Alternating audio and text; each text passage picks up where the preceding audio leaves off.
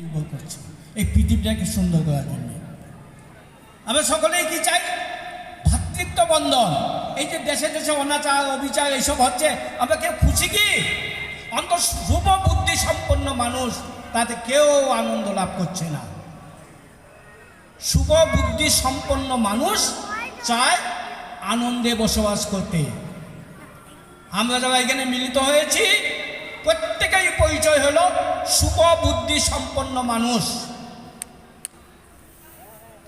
এবং যারা আমাদের এখানে যে বাইরে আছে তাদের মধ্যে অনেক শুভ চিন্তাযুক্ত মানুষ আছে, তাদের সঙ্গে আমাদের যুক্ত হওয়াটাই আমাদের একান্ত কাম্য। তাই আমরা এইসব উৎসব করি, আনন্দ ফুর্তি করি, আমরা সকলে একে অন্যের ভাবের আদান প্রদান করি। আমাদের উদ্দেশ্য কিন্তু কাউকে জ্ঞান দেওয়া নয়, একে অপরকে আনন্দ দিয়ে সেই কাজে তাদেরকে ব্রতী করা। প্রত্যেকের আমাদের জ্ঞান আছে, কিন্তু জ্ঞানগুলিকে আমরা অ্যাপ্লাই করছি না। এই অ্যাপ্লাই করার যে আনন্দটা সেটা আমরা উপভোগ করি, আমরা করার চেষ্টা করি এইসব আনন্দ উৎসবের মাধ্যমে। আমরা সকলেই শুনি DP works, DP works, DP works, DP works. এইটা শোনার পরে নিশ্চয়ই আমাদের ব্রেনে একটা চিন্তা আসে, এটা কি জিনিস? দীক্ষাপত্র সমীক্ষা তা কে? আমি তো এক কথাই বলছি, আমরা ভ্রাতৃত্ব বন্ধনে আবদ্ধ হইতে চাই। আর ভ্রাতৃত্ব বন্ধন কখন আসে? যখন একটা পিতা থাকে। পিতা না থাকলে ভাই হয় না, হয় কি? কি পিতা না থাকলে ভাই হয়? হয় না, ভাই বোন হয় না। তাই একটা পিতা চাই। সেই পিতাটা কেমন হবে? কমন ফাদার, সকলের জন্য একটা পিতা। আমাদের প্রত্যেকের একটা ইন্ডিভিজুয়াল পিতা আছে, এখন একটা পিতা আছে যে কমন ফাদার। সকলে আমরা তাকে পিতা জ্ঞানে মানি। আমার বাবাও মানে, আমার মাও মানে, আমিও মানি, আমার ছেলেও মানে, আমার নাতিও মানে। এই তিনি হলেন পরম পিতা, মানে কমন ফাদার। আর এই কমন ফাদার, আমরা যদি কমন ফাদার চাই তাহলে আমাদের সকলকে এই কমন ফাদারের আওতায় আসতে হবে। কমন ফাদারের আওতায় আসতে হবে। আমরা যারা কমন ফাদারের আওতায় আসছি, এসে যারা আনন্দ উপভোগ করছি, আমরা প্রত্যেকে চাই আমাদের আপনজন যারা আছে তারা ওই আনন্দ উপভোগ করুক। এইটা আমাদের সত্তার চাহিদা।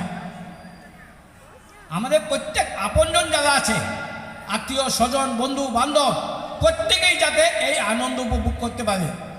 যেমন দেখবেন ঘরে একটা ভালো জিনিস নিয়ে আসলে, মানে মনে করেন দোকানে একটা ভালো জিনিস আমি খেলাম, খাওয়ার পরে কি ইচ্ছা হয়, আমি যাদের যাদের ভালোবাসি তাদের জন্য একটু নিয়ে যাই, এরকমটা ইচ্ছা হয়ই। কিন্তু নিয়েও আসি।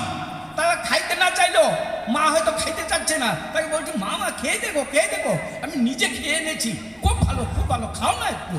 একদম ভালোবেসে দূর করে খাওয়াতে চাই। এটা হলো ভালোবাসার টান। যে যে মাকে, যে তার মাকে ভালোবাসে তার মাকে এরকমভাবেই খাওয়াতে চায়। যে তার স্ত্রীকে ভালোবাসে সে তার স্ত্রীকে ওরকমভাবেই খাওয়াতে চায়। যে তার সন্তানকে ভালোবাসে তার সন্তানকে এইভাবেই খাওয়াতে চায়। এই হলো যাজন। যজন আর যাজনের মধ্যে কি পার্থক্য? যজন আর যাজনের মধ্যে একটা আকারের পার্থক্য। যজনের সঙ্গে একটা আকার দিলে সেটা যাজন হয়ে যায়। আকার মানে শেপ, SHAPE, শেপ, বাংলায় যাকে বলে আকৃতি। তাহলে আমি যে যজন করলাম, ঠাকুরকে ডাকার মাধ্যমে, ঠাকুরের বিধানগুলি মানার মাধ্যমে আমি যেটা যজন করলাম সেটা আমার ভিতরে একটা আকৃতি নিল, শেপ। এবং যে করল না, তখন দেখা যাবে আমার মধ্যে আর তার মধ্যে একটা পার্থক্য। এই পার্থক্যটাই হলো আকৃতি, যাজন। তার মানে আমি যজন করে আমি যাজন আমার ভিতরে স্থান পেয়েছে। এখন ওই যার ভিতরে নাই সেইটা তখন তার প্রশ্ন জাগবে, তখন আমি তাকে যদি উত্তর ঠিক ঠিক মতো দিতে পারি, সে যাজিত হলো, সে তখন যাজিত হলো। তাই এই যে আগে বলছে যজন ছাড়া যাজন, দুধ ছাড়া মাখন। দুধ ছাড়া যেমন মাখন হয় না, ঠিক যজন ছাড়া যাজন হয় না। যজনের মধ্যে তিনি কি বলেছেন? তিনি প্রথমত তিনটা জিনিসই বলেছেন, যজন যাজন ইষ্টভীতি। এই তিনটা খোঁটা, এই তিনটা খোঁটা যার বাড়িতে আছে তার ঘরটা মোটামুটিভাবে শক্ত হয়। আবার যার বাড়িতে 5টা খোঁটা, একটা কি আছে, সস্তৈন এবং সদাচার, সে আরো স্ট্রং হয়, বিশাল স্ট্রং হয়। ঝড় তুফান হাওয়া কিছু আসলে ওই বাড়ি ভাঙে না। তা আমরা কি চাই? আমাদের বাড়িটা মজবুত হোক, এটা চাই তো, প্রত্যেকেই চাই। কিন্তু এটা আমার বাড়িটা মজবুত হোক, তো মজবুত তো এমনি এমনি হবে না, এই করার মাধ্যমে মজবুত হবে। সবচেয়ে যেটা বড় প্রবলেম আমাদের মধ্যে দেখা দিয়েছে,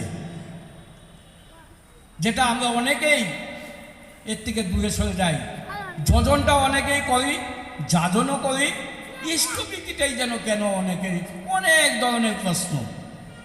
অনেকে বলে ভগবানকে কি পয়সা দিতে হয়, অনেকে এরকমও প্রশ্ন করে। তাহলে আমরা যে যাকে ভালোবাসি তার জন্যই তো কিছু খরচ করি, আর খরচ করতে গেলে তো পয়সা যাবেই। তাছাড়াও যদি আমি এইভাবে ইষ্টভীতিটিকে আমি আরো সহজভাবে দেখি, আপনারা বুঝে নেবেন আপনাদের ভালো লেগেছে কিনা। আমি যেদিন জন্ম নিয়েছি সেদিন থেকে আমার মা আমাকে খাইয়েছে, নাকি আপনারা যারা মা হয়েছেন প্রত্যেক যেদিন সন্তান জন্ম দিলেন তার শিশুকে খাইয়েছেন কিনা? কি মা খাইয়েছেন? সকালেই কি কেউ কিছু বলছেন না তো? খাইয়েছেন? হ্যাঁ, খাওয়াতে হবে। না খাওয়ালে কি হবে? না খাওয়ালে তো শিশুটা মরে যাবে।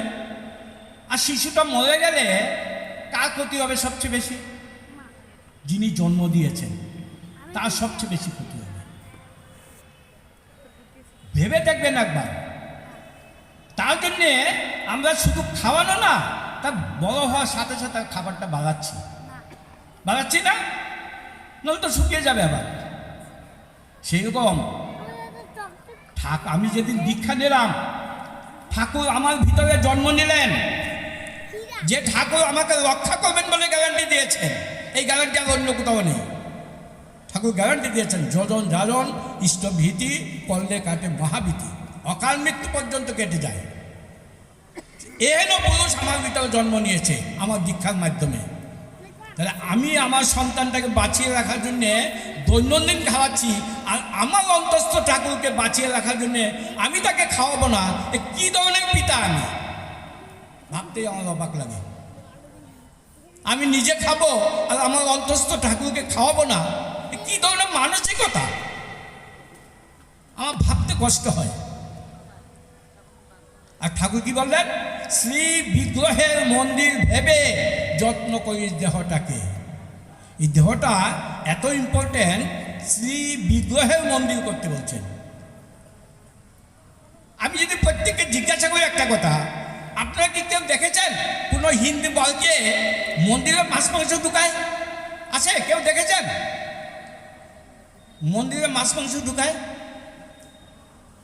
কি মায়েরা কেউ দেখেছেন? কেউ দেখেননি? আচ্ছা, কে দেখেছেন হাত তুলেন তো। মন্দিরে মাছ মাংস ঢুকায়? দেখেন কেউ উঠাচ্ছে না, তার মানে কেউ দেখেনি। তাহলে আমার এই দেহটা যদি শিববিগ্রহ মন্দির হয়, তাহলে আমি এটাতে কি করে মাছ মাংস ঢুকাবো? এখানে ঠাকুর বসবাস করবেন তো, ঠাকুর নাকি গন্ধ লাগবে তো। এই যে তার প্রচেষ্টা, এই প্রচেষ্টার মাধ্যমে কি করছেন জানেন? তিনি আমাদেরকে বাঁচিয়ে রাখার চেষ্টা করছেন। কিভাবে বাঁচিয়ে রাখছেন বলবো, একটা বিজ্ঞানের কথা বলি। আপনার সবাই গ্লোবাল ওয়ার্মিংয়ের কথা সবাই শুনেছেন।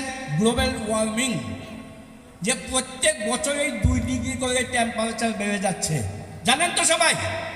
প্রত্যেক বছরেই 2 ডিগ্রি করে টেম্পারেচার বেড়ে যাচ্ছে। কারণটা কি জানেন? অ্যামাজনে একটা ফরেস্ট ছিল, সেই ফরেস্টের 75% জঙ্গল আগুনে পুড়ে গিয়েছে। যে জঙ্গলে অক্সিজেন প্রডিউস হইতো সেটা সমগ্র পৃথিবীকে সে অক্সিজেন বিলিয়ে ব্যালেন্সড রাখত, টেম্পারেচারটাকে ব্যালেন্সড রাখত। কিন্তু ওই অক্সিজেন 75% অক্সিজেন বন্ধ হয়ে গেছে প্রোডাকশান। আর তার ফল হিসাবে কী হচ্ছে?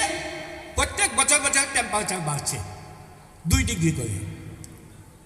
তাহলে একটা চরম সময় আসবে। এখন কিন্তু গাছ লাগানো আবার শুরু হয়ে গেছে, ওইগুলি বড় হইতে হইতে একটু টাইম লাগবে। তো ওই টাইম পর্যন্ত বেঁচে থাকতে হবে, তিনি তার সৃষ্টিকে রক্ষা করবেন। সেই জন্যে তিনি বলছেন মাছ মাংস খাসনি আর পেঁয়াজ রসুন মাদক ছাড়। কেন বললেন? ওই সময় যাতে আমরা বেঁচে থাকতে পারি, আমার সন্তান সন্ততি যাতে বেঁচে থাকতে পারে। কারণ আমিষভোজী প্রাণীকে ওই স্থান বানটে তাদেরকে তাড়াতাড়ি ক্ষতি করে, কিন্তু ওই সময়ে যারা নিরামিষভোজী প্রাণী তারা বেঁচে থাকবে। তো ঠাকুর আমাদের বাঁচানোর জন্য তার কত প্রয়াস ভাবেন একবার। ঠাকুর আমাদেরকে কত ভালোবাসেন। তো আমরা যদি আমি যদি আমার নিজেকে ভালো না বাসি, আমি যদি আমার সন্তান সন্ততিকে ভালো না বাসি, তার জন্য দায়ী কে হবে ভাববেন একবার। আমাদের এই যে উৎসবে আসছি, উৎসব থেকে আমরা কী জিনিস নিয়ে যাব, আমার কি আচরণ করার জিনিস নিয়ে যাব। কিছুক্ষণ আগে শুনলেন যে আমাদের ডিপি ওয়ার্কসে আমাদের যে ভাই বোনগুলো যারা ঠাকুরের দীক্ষা নিয়েছিল তাদেরকে আবার ঠাকুরের সঙ্গে যুক্ত করা, এটা আমাদের যেমন দায়িত্ব, আমার সন্তান সন্ততিকে রক্ষা করার দায়িত্ব আমার।